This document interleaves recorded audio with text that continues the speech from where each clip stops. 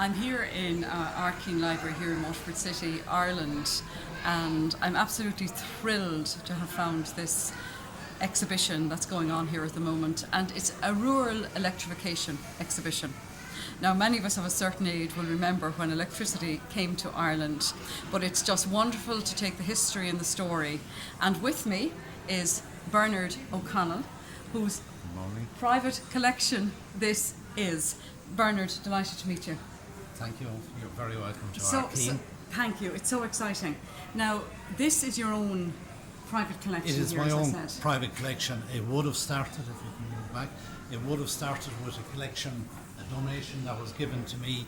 I am ex-ESB, I am from Bancha, and this clock is presented to Canon John Hayes on the occasion of Rural Electrification of Bancha, the switch-on ceremony, 24th of May 1948. Wow. The clock was presented to Canon Hayes that night, but then the clock was given to me because of an ESB connection and a Bancha connection. Okay.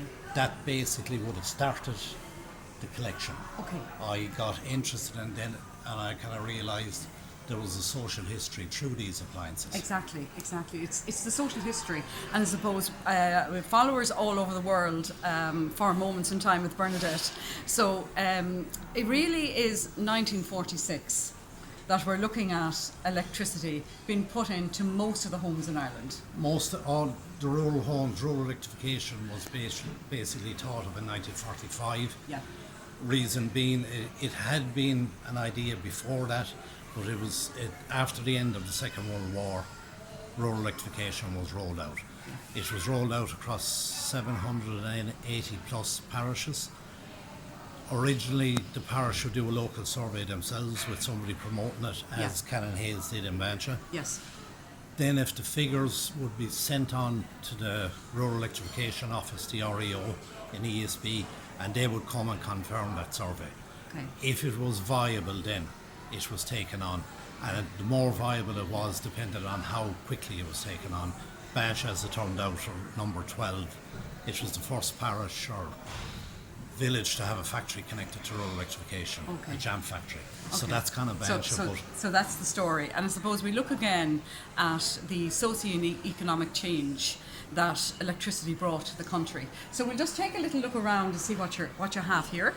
Okay, basically, I suppose the one thing, if we scroll around and when you see all the appliances, just realise none of these were available to anybody in rural Ireland. Okay. If you wanted breakfast, dinner or supper, if you wanted to do washing, firstly you had to bring the water in with buckets, and you had to have a fire. A fire was the energy. Yes. And electricity was a big change at the time for people. Yeah. They were used to a solid energy, be it oil for the tilly lamp, coal, timber or turf for the fire. They weren't used to walking in, turning a switch on over here, and a light would come on over there. Absolutely. It was a big change for them. Yeah. So none of these appliances So if we sort of scan around just here, all of the different appliances that we have, I mean, I'm looking across here at the washing machines, which were a massive change for women in Ireland. A massive change. Just to the washing machine, there was no pressurised water in the houses in rural Ireland up to that time. Yeah. Probably the most important or influential machine I have is this water pump. Okay. And you can see there was an ad by ESB at the time promoting the installation of the water pump. Okay. It was the most important thing. Wow. It really changed life for the housewife. Okay, yeah. So then we went on, now that they could have running water in the house, we went on to hopefully having a washing machine. Yes. This washing machine, as I said, the Second World War, everything was just after the Second World War. Yeah. So this was the first washing machine service in England produced after the Second World War. Okay. As you can see, it has an agitator inside it. For churning the clothes, it would rotate left and right. Yeah. The sad part of it is that is all it had. There is no heater element in this. Okay. You would, if you were in a lucky position to have a burker boiler, which is just there. Okay. Oh yes, here. I remember those old burker boilers. If you that is an original three-legged burker boiler. Yeah. And the reason it has three legs, it's always balanced. Yes. But if you were lucky enough to have that, you'd heat your water into this, do your clothes. The wringer was actually automatic, was electrically driven. What a difference that was. So your clothes squeezed the water back into the machine, and it was actually so basic at the time. The reason being there was a metal shortage. Okay. So there is no liner in this washing machine. Interesting. It's a straight, what you see is what Wow. you get. Okay. And to let the water out, you literally just left it literally- out onto the floor. Okay. Wow. Yeah, So- or into hopefully into a bucket somewhere. Can I just you've more stuff along here? I mean, the old kettles. Yes, and the two heaters at either end Yeah. were advertised by ESB back in the 1930s. Okay. Some of the older appliances Okay. that I have. Okay. Okay. The kettle elements, if I stroll and show you this kettle, Yep. the kettle element was kept underneath. It wasn't in the water. Okay. At that time, there was no element that could go into water. Wow. So the element is down underneath it. In 1933, Swan developed the first element that could be put into water. Okay. So this is basically the element that could go into water, and this is the kettle Okay. to match it. Wow. Fascinating. So that was the start. Fascinating. Now the development from this was you could have an element in a washing machine, you could have an immersion, you could now heat water with an element inside it. Wow. Okay. Gosh, I mean, can I just ask you? I mean, looking around at all of these things, you started your collection. We started over there. What was your passion for doing it? The passion was when I got the Canon Hayes clock, I realised there was a story behind appliances. Okay. When I collected a few appliances, we did an exhibition with ESB Archives in Banter. We did a reenactment of the switch off. Yeah. And that night, the stories we got from people, Yes, I kind of yes, felt there yeah. was more in Absolutely. these appliances. None of these appliances are new. Yeah. They have all had a working life, so they've all had their own stories. Okay, which is and fascinating. it was as someone, when I was collecting, somebody that had experience collecting before, he says, do not get an appliance bar, you get the story. Absolutely. It has a story. That's right. And that's my interest. It's Yeah. the social history of it. The story is very, very important. Well, I mean, as a social historian myself, I just absolutely love all of that. Right.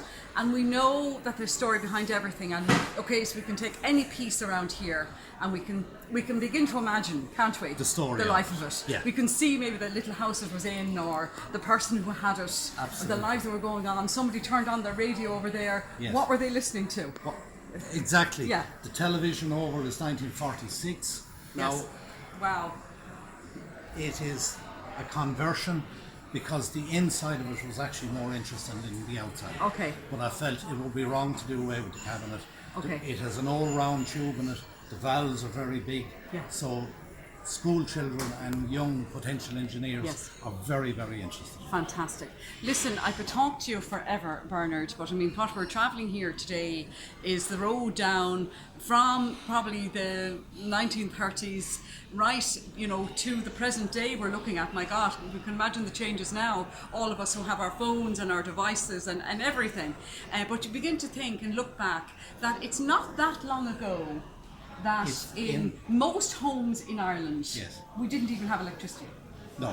And part of it is these are telling stories of our parents, or maybe worst case scenario, Yes. our grandparents. Yes. They lived through this change. Absolutely. It is more or less, in fairness, a living history. Yeah. The amount of people that come in to look at the washing machines and say, oh, I didn't have that one, but my granny had this one. Sure. That to Sure. me is Sure. the story. So what you're doing as well, of course, is you're sparking memories for people. Yes, I get more when we do a talk, and it is a talk, it's not a lecture, Yeah. it's a talk. Yeah. I get more from the floor than I give, I can assure you. Fantastic. Look, I absolutely love your passion, and Bernard will be giving more talks, and we look forward to having him very, very soon here Yes. in Ardkeen Library. 3rd of September, 6:30 in the evening. There you go. So you got to put that in your diary. It's the 3rd of September here in Ardkeen Library at 6:30. I'm absolutely delighted just to have given you a glimpse today into the past and bringing it into the present moment. And many of us living that remember all of these things and the stories and the history that go with it. I've been thrilled to be speaking with Bernard OConnell here today. What passion he has for this, it's just infectious, can I say.